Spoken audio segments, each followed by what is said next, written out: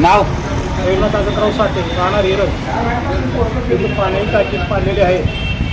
उपसरपंचाने गंगूबाई बाबूशा कमशेती, त्यांचा मुलगा चंदू कमशेती, त्यांचा दुसरा मुलगा आहे त्यांनी रितसर कागदपत्रे पाडले का कशी पाडले? नाही बेकायदेशीर पाडले. कोणाची परवानगी घेतलेली नाही, कोणाला कळवलेलं नाही. पाण्याचं बोर आणि त्यांनी तोडफोड करून राज्याला त्यांनी पाडलेलं आहे. तुम्ही त्यांच्यावर कारवाई हो. बरं, तुम्ही याबद्दल ग्रामसेवकाला काय माहिती विचारली का? ग्रामसेवक विचारले ते, हां, तर त्यांनी उडवायची उत्तरे दिले. मग कोण आहेत ग्रामसेवक? तुम्हाला आता काय काय वाटते तुम्हाला याबद्दल? नाही, आपल्याला त्याच्यावर कारवाई हो करणार आहोत. बरं, काय नवीन टाकी मंजूर झाली आहे का त्या ठिकाणी?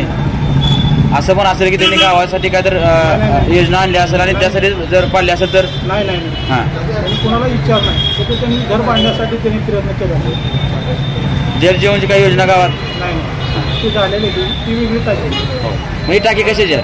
पाणी पुरवठ्याची आहे, पण गेल्या 4 वर्षाखाली. कोणत्या वस्तीतली टाकी आहे? टाकी कोणत्या वस्तीतली आहे? ते ओपनमधले 15 अंदाजे ते टाकीचं बांधकामाची किंमत किती असेल पाडलेल्या? त्याचं टेंडर ग्रामपंचायतकडून 3 लाखाला निघालेलं. कधी निघलं होतं टेंडर? ते 5-6 वर्षाकडे. मग ज्यांनी टाकी पाडली ते पदावर आहेत का आता? हा, पदावर आहे. कोणते पद आहे? डेप्युटी सरपंच. म्हणजे त्यांच्या पदाचा दुरुपयोग केला असं मला म्हणायचं. बरोबर आहे. मग बॉडी दिली कितीची बॉडी आहे?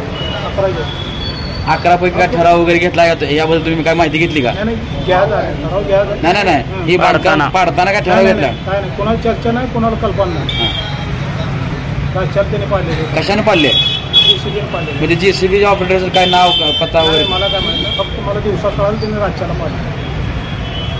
ठीक. कळाल्यावर मी दिवसाला बोललो ग्रामसभेत, तेव्हा अशाची टाकी का पाडली, कोणाची परवानगी घेतली, कोणाला विचारलं.